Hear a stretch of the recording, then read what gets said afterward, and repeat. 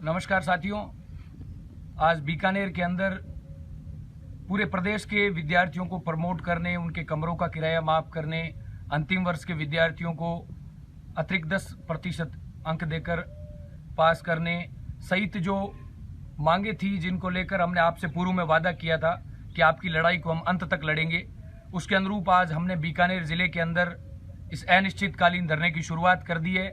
और आगामी दिनों के अंदर अगर इस मामले को सरकार ने गंभीरता में नहीं लिया तो हमें मजबूरन भूख हड़ताल भी शुरू करनी पड़ेगी। और मैं आपको पूर्ण विश्वास दिलाना चाहता हूं कि आपका विश्वास और आपका सहयोग इस लड़ाई की दिशा तय करने वाला है। इसलिए आप विश्वास बनाकर रखें, आपका सहयोग महत्वपूर्ण है। और मैं भरोसा दिला देना चाहता हूं कि पूरे प्रदेश के विद्यार्थियों के स्वास्थ्य से जुड़ी इस लड़ाई के अंदर, उनके जीवन से जुड़ी इस लड़ाई के अंदर जीत हमारी होगी, लेकिन आपका सहयोग महत्वपूर्ण है। आप सोशल मीडिया के माध्यम से हमारी मदद करें, सरकार तक आपकी इस आवाज को पहुंचाने का काम करें। बहुत बहुत धन्यवाद। जय हिंद, जय छात्र शक्ति। नमस्कार।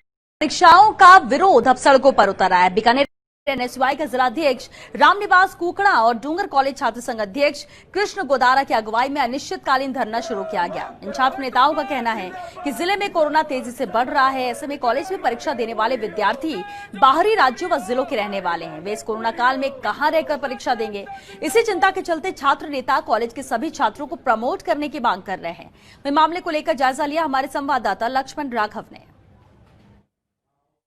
महामारी के बीच आयोजित हो रही कॉलेज और यूनिवर्सिटी की परीक्षाओं के विरोध में कमाल ये है कि कांग्रेस का ही अनुषंगिक संगठन एनएसयूआई है।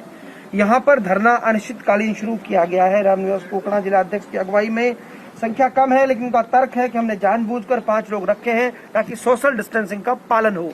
हम उनसे बात करते हैं और समझते हैं क्यों लगता है कि परीक्षाएं नहीं हो। वर्तमान की परिस्थितियां जिस प्रकार से संक्रमण फैल रहा है, उस हिसाब से अधिकांश जो विश्वविद्यालयों और विद्यालयों के अंदर जो विद्यार्थी पढ़ रहे हैं वो ग्रामीण क्षेत्र से आते हैं। और हमारा ये तर्क है कि अगर ये बीमारी ग्रामीण क्षेत्र तक पहुंच गई तो इसको कंट्रोल कर पाना बड़ा मुश्किल होगा। इसलिए दूसरा, विद्यार्थी जो यहाँ पर आएंगे परीक्षा देने के लिए, उनके रहने की कोई व्यवस्था नहीं है, साधनों की सबसे बड़ी दिक्कत हो रही है। दूसरी, जो परीक्षाएं ये 10 दिनों के अंदर आयोजित करना चाह रहे हैं, उन परीक्षाओं को अगर उस हिसाब से आयोजित किया जाता है तो संख्या बल भी ज्यादा रहेगा, जिसके चलते संक्रमण फैलने की सबसे ज्यादा संभावना है। बीकानेर में केसेस भी बढ़े। तमाम लोगों का तर्क ये है कि कुछ नहीं पढ़ने वाले लोग ऐसा कर रहे हैं, बाकी तो तैयार है। पूर्व में आज तक हमने कभी भी मांग नहीं कि बिना परीक्षा आयोजित किए विद्यार्थी को प्रमोट किया जाए, लेकिन विद्यार्थी का जीवन सबसे महत्वपूर्ण है। इसलिए हमारा संगठन पूरे देश के अंदर ये मांग कर रहा है कि विद्यार्थी का जीवन सर्वोपरि है। अगर वो जीवित रहे तो आगामी भविष्य के अंदर परीक्षाएं देंगे। हम ये भी बोल रहे हैं कि अगर कोरोना की वैक्सीन आ जाती है तो हम खुशी खुशी पेपर देने के लिए तैयार है। बीकानेर के अंदर बढ़ते हुए कोरोना को देखते हुए और उनके जीवन की सुरक्षा को देखते हुए हम सरकार से यही निवेदन करते हैं कि आप जल्द से जल्द छात्रों को प्रमोट करने की मांग को जल्द से जल्द इस पर ध्यान दें और उन्हें प्रमोट किया जाए। और साथ ही साथ एनएसयूआई संगठन ने भी इसमें अग्रिम पंक्ति में रहकर छात्रों में लड़ाई लड़ने का काम किया है।